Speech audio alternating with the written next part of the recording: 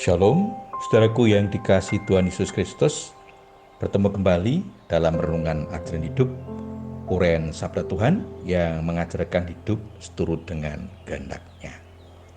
Apa kabar saudaraku semua? Doa dan harapan saya, saudara semua senantiasa diberkati Tuhan dengan keselamatan, kesehatan, dan berkat-berkat yang dibutuhkan dalam kehidupan. Saudara, mungkin pernah bertemu dengan orang yang berambisi untuk mengumpulkan uang sebanyak-banyaknya. Dan orang itu pasti akan menggunakan setiap kesempatan untuk memenuhi ambisinya. Termasuk ketika mempunyai kesempatan menjadi pejabat, maka cenderung akan menggunakan jabatannya untuk mewujudkan ambisinya.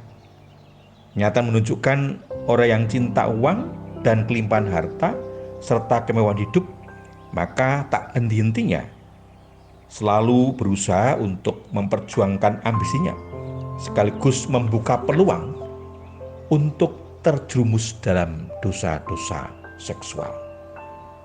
Bagaimana seharusnya kita menghadapi kenyataan itu? Sebab sesungguhnya setiap orang berpotensi untuk mengalami hal itu, termasuk kita. Mari kita temukan jawabannya dalam renungan ajaran hidup kali ini. Namun sebelumnya, mari kita mohon berkat Tuhan di dalam doa. Bapa di surga, segala puji syukur kami naikkan ke hadirat-Mu. Terima kasih atas pemeliharaan dan berkat-Mu dalam kehidupan kami sampai saat ini. Kami sungguh menyadari betapa beratnya menghadapi godaan, cobaan dalam kehidupan, terutama terkait dengan uang dan harta kekayaan. Mohon nikmat dan pertolongan-Mu dalam menghadapi semua itu. Kalau sebentar kami akan mendengarkan firman-Mu, kiranya Roh Kudus memampukan kami untuk dapat memahami, menghayati, dan dapat melaksanakan dalam kehidupan kami sehari-hari.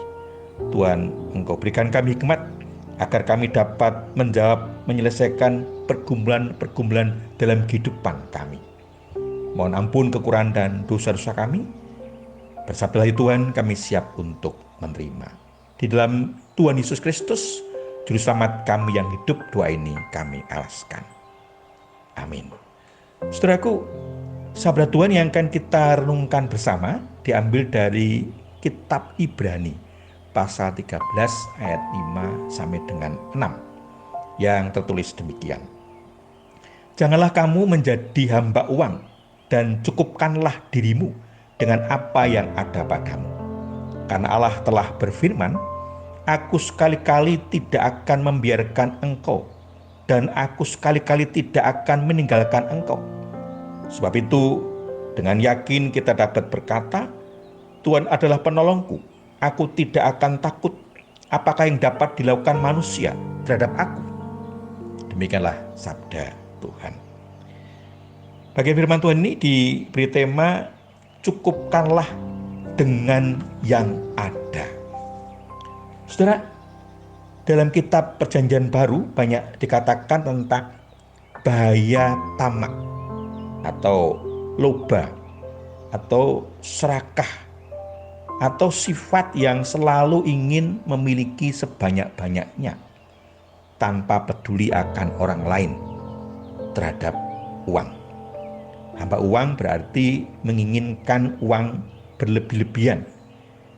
Keinginan akan uang dan barang-barang duniawi itu menjadi dasar permulaan peperangan iman karena tidak bisa mengendalikan diri terhadap nafsu ketidakpuasan, keinginan yang selalu bertambah-tambah dan selalu tidak terpuaskan.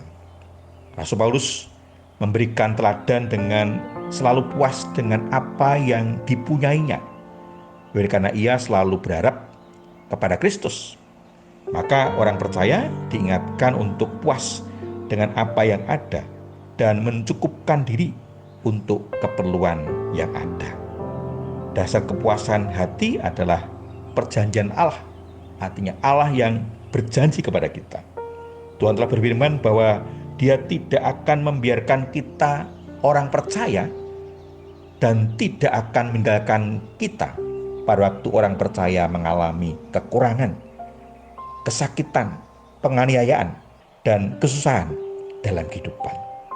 Tuhan tidak akan meninggalkan oleh karena orang percaya senantiasa meyakini dan dia dapat berkata, Tuhan adalah penolongku.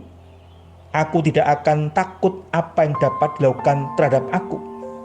Saudaraku, bagaimana kita menghayati firman itu dalam kehidupan kita sehari-hari?